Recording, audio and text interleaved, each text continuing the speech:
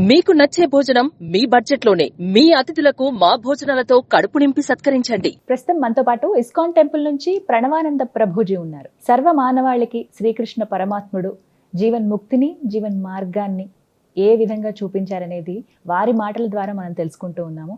వారు ప్రత్యేకంగా గోవర్ధన్ ఇకో విలేజ్ ముంబైలో ఉన్నటువంటి ఆశ్రమంలో వారు సేవ చేస్తూ ఉంటారు. శ్రీకృష్ణ భగవానుడి గురించి, వారి లీలల గురించి ఎన్నో వీడియోస్లో మనం వారి మాటల్లో వింటూ ఉన్నాము. ప్రస్తుతం మనతో పాటు స్టూడియోలో ఉన్నారు ప్రణవానంద ప్రభుజీ. వారితో మాట్లాడదాం, మరిన్ని విషయాలు తెలుసుకుందాం. నమస్కారం ప్రభుజీ. హరే కృష్ణ. నమస్కారం అండి. ప్రభుజీ, న్యూ ఇయర్ వచ్చేస్తోంది. రిజల్యూషన్స్తో చాలా మంది సిద్ధంగా ఉన్నారు. కానీ మీరేం చెప్తారు? న్యూ ఇయర్ ఎలా సెలబ్రేట్ చేసుకోవాలి? న్యూ ఇయర్ నుంచి నెక్స్ట్ న్యూ ఇయర్ దాకా ఎలా ఉండాలి? మేము ఎలాంటి నియమాలు ప్రత్యేకించి ఎలాంటివి ఆచరిస్తే మంచిది? కొత్త సంవత్సరంలో మేము ఎలా ఉండాలి? మీ మాటల్లో. మా వరకు వస్తే మాకు న్యూ ఇయర్కి ఇంకొద్దిగా సమయం ఉంది.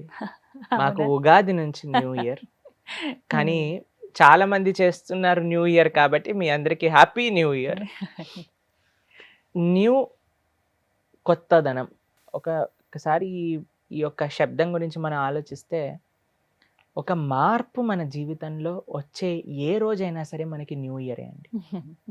ఈ రోజు నేను నాకుండే ఈ చెడు అలవాటుని నేను మానుకుంటాను, రేపటి నుంచి నేను ఒక మంచి వ్యక్తిగా ఉండడానికి ప్రయత్నిస్తాను అని అంటే ఆ రోజు న్యూ ఇయరే మనకి. కానీ ఏ ఉత్సవం వచ్చినా సరే, ఏ ఒక మంచి పండుగ వచ్చినా సరే, దాన్ని మనం ఈరోజు రేపట్లో సెలబ్రేట్ చేస్తున్న విధానంగా చేసుకున్నాం అనుకోండి, అది న్యూ ఇయర్ కాదు ఎప్పటికీ కూడా. ఇప్పుడు ఏం చేస్తున్నారండి న్యూ ఇయర్ పేరుతో? అందరూ కూడా ఎంజాయ్మెంట్. ఆ ఎంజాయ్మెంట్ ఏంటి? అర్ధరాత్రి పూట 12 o'clockకి హెల్త్ని పాడు చేస్తూ, వేరే వాళ్ళని హింసిస్తూ, వేరే జీవుల్ని హింసిస్తూ, ఇది ఎంజాయ్మెంట్ కాదు. ఎంజాయ్మెంట్ అనేది, అందుకే మనం చెప్తాం, మన సంస్కృతిలో, మన సాంప్రదాయంలో రోజు తెల్లవారుజాము నుంచి స్టార్ట్ అవుతుంది. కౌంట్ చేసుకుంటాం అక్కడి నుంచి. మీరు రాత్రంతా కూడా మీరు ఎంజాయ్మెంట్ చేస్తూ ప్రొద్దున పూట ఎప్పుడో 10-15 గంటలకు నేర్చారనుకోండి, అప్పుడు తర్వాత ఏమవుతుందంటే ఇయర్ మొత్తం కూడా మీరు అలానే ఉంటారు. డిసిప్లిన్ అనేది మనకు అవసరం అండి. ప్లస్ మనకి ఈ మధ్యలో మేము చూస్తూ ఉన్నాం, పాశ్చాత్య ఫెస్టివల్స్ పైన ఫోకస్ మనకి పెరిగింది. న్యూ ఇయర్ అంటూ, హాలోవీన్ అంటూ, ఇప్పుడు హాలోవీన్ ఫెస్టివల్స్ పెరిగిపోయాయి. ఇక్కడ చాలా మంది చూస్తున్నారు కదా హాలోవీన్ ఫెస్టివల్స్. ఇంతకు ముందు హాలోవీన్ మనకి ఎక్కువగా ఉండేది కాదు, ఇప్పుడు హాలోవీన్ స్టార్ట్ అయిపోయింది. దాని తర్వాత friendship day, mother's day, father's day, valentine's day, ఇవన్నీ పెరిగిపోయాయి. కానీ మన సంస్కృతి, మన సాంప్రదాయాలకు ఉండే ఉత్సవాలు మనకి పెద్దగా తెలియదు. నిజంగా చెప్పాలంటే కృష్ణాష్టమికి హాలిడే కూడా లేదండి. ఉండదు. భగవంతుడు మనకి ఆరాధ్య దైవమైన రాముడు, కృష్ణుడు, వాళ్ళ ఉత్సవాలకి మాత్రం మనకి తెలియదు. చాలా మంది కృష్ణుడు, నేను చాలా మంది అడుగుతామండి ఈ మధ్య యూత్లో, కృష్ణుడు ఎక్కడ పుట్టారో తెలుసా, కృష్ణుడు యొక్క తల్లిదండ్రులు ఎవరో తెలుసా, తెలియదండి వాళ్ళకి. కానీ న్యూ ఇయర్ తెలుసు, వ్యాలంటైన్స్ తెలుసు, హాలోవీన్ తెలుసు, హాలోవీన్లో ఎలా డ్రెస్ చేసుకోవాలో తెలుసు. ఇవన్నీ ఎలా తెలుస్తున్నాయి అని అంటే, ఏం మనం నేర్పిస్తున్నాం, దేనికి మనం ప్రయారిటీ ఇస్తున్నాం. న్యూ ఇయర్ రెజల్యూషన్ అని మీరు అన్నారు. చాలా మంది అనుకుంటారు, నేను న్యూ ఇయర్ ఈ రోజు ఎంజాయ్ చేస్తా, దాని తర్వాత నేను డిసిప్లిన్డ్గా ఉంటా. ఒకసారి ఒక జిమ్కి వెళ్ళారనమాట, ఒక ఆయన మొత్తం నిండిపోయింది. అయితే ఏంటబ్బా ఇంతమంది ఉన్నారు ఏంటి అయ్యా, జిమ్లో ఎక్సర్సైజ్ చేయడానికి ప్లేస్ లేదు అని అంటే, అయ్యా మీరు 1 జనవరికి వచ్చారు, మీరు 10th జనవరికి రండి, అప్పుడు ఖాళీ అయిపోతుంది అని అన్నారనమాట. ఎందుకంటే ఇప్పుడే వీళ్ళందరూ న్యూ ఇయర్ రెజల్యూషన్లు తీసుకున్నారు, 10 రోజులలో వాళ్ళ ఎంతూజియాజం అంతా పట్టు అయిపోతుంది, దాని తర్వాత మీరు బ్రహ్మాండంగా రండి అని. కానీ నిజం ప్రభుజీ, చాలా మంది, ఈవెన్ నేను కూడా అందులో ఉంటానేమో, ముందు ఆరంభ శూరత్వం అంటారు కదా, ఫస్ట్ ఉంటుంది ఎలా అయినా చేసేయాలి, మనం చేద్దాము డెఫినెట్ గానీ, తర్వాత అలా నీరు గారిపోతుంది. దానికి డిటర్మినేషన్తో పాటు డిసిప్లిన్ కావాలి. అది మేము ఎలా తెచ్చుకోగలగాలి? ఇప్పుడు రెజల్యూషనే తీసుకున్నాం అనుకోండి, నాకు ఉంది ఒక ఆలోచన, బట్ దాన్ని నేను ఎలా సస్టైన్ చేయగలగాలి సంవత్సరం అంతా? అదే ఫస్ట్ అండి, మనకి ఒక దృఢ సంకల్పం కావాలి, డిటర్మినేషన్ కావాలి. నేను ఈ పని చెయ్యాల్సిందే, ఎందుకు నాకు ఈ పని మంచిది. ఈ ప్రపంచంలో అండి అందరికంటే కన్విన్స్ చేయటం డిఫికల్ట్ ఎవరో తెలుసా? మన మనసు. మన మనసుకి మాత్రం మనం కన్విన్స్ చేయగలిగితే ఇది నాకు కావాలి, నిజం ప్రభుజీ అదైతే. ఇది నేను చెయ్యాలి అని అనుకుని మన మనసుకి కానీ మనం చెప్పగలిగితే దానికంటే అది ఒక్కసారి కన్విన్స్ అయిపోయింది అనుకోండి, ఇంకెవరు మనల్ని ఆపలేరు. కానీ ఎలా కన్విన్స్ చేయాలి, ఎలా మనకి ఆ డిటర్మినేషన్ ఉండాలి అనే దానికి కొన్ని ప్రాక్టికల్ విషయాలు చెప్తానండి. ఎప్పుడు ఒంటరిగా సంకల్పాలు తీసుకోకండి, ఒక ఫ్రెండ్తో తీసుకోండి, ఒక పార్ట్నర్ తో తీసుకోండి. ఇప్పుడు మనం మర్చిపోతే ఆయన గుర్తు చేస్తారు, ఆయన మర్చిపోతే మనం గుర్తు చేస్తాం. కాబట్టి మేము కూడా ఆశ్రమంలో ప్రొద్దునపూట ఎప్పుడైనా మాకు సేవ్ ఉండి ప్రొద్దునపూట లేవాలి 2 గంటలకి 3 గంటలకి అన్నప్పుడు మేము ఏం చేస్తాం, అలారం పెడతాం. అలారంతో పాటు ఇంకొకరికి చెప్పి పెడతాం అనమాట. ఎందుకంటే మన మనసు ఏముందండి, ఇలా బటన్ నొక్కేసరికి అది అలారం ఆగిపోతుంది, స్నూజ్ అని నొక్కంగానే అది టైం అయిపోతుంది. మన మనస్సు కంటే మనం డిపెండ్ అయ్యేది ఇంకొక పర్సన్. కాబట్టి మా ఫ్రెండ్స్ కి ఎప్పుడైనా చెప్తా, మేము ఆశ్రమంలో కూడా వెతుక్కోవాలి. అందుకే సత్సంగం ముఖ్యం. అందుకే మేము చెప్పేది డిసిప్లిన్డ్ పీపుల్ తో ఉంటేనే డిసిప్లిన్ వస్తుంది. చాలా మంది ఏమనుకుంటారు, మేము డిసిప్లిన్డ్ గా ఉంటామండి కానీ మాతో ఉండే వాళ్ళు డిసిప్లిన్డ్ గా లేరు అన్నప్పుడు మనం ఎప్పటికీ డిసిప్లిన్ రాదు మనకి. అందుకే లైక్ మైండెడ్ ఫ్రెండ్షిప్ అనేది మేము ఫస్ట్ నుంచి సత్సంగం యొక్క మహాత్యం ఎందుకు చెప్తున్నాం అంటే ఇందుకోసం. మనం తప్పు దారి పట్టినా సరే ఎవరో ఒకళ్ళు మనం లాగి తీసుకొస్తారు మన దగ్గర. అలాంటి వాళ్ళు దొరకడం చాలా అదృష్టం ప్రభుజీ, చాలా అదృష్టం. అలాంటి వాళ్ళ కోసం మనం ఎతకాలి జీవితాల్లో.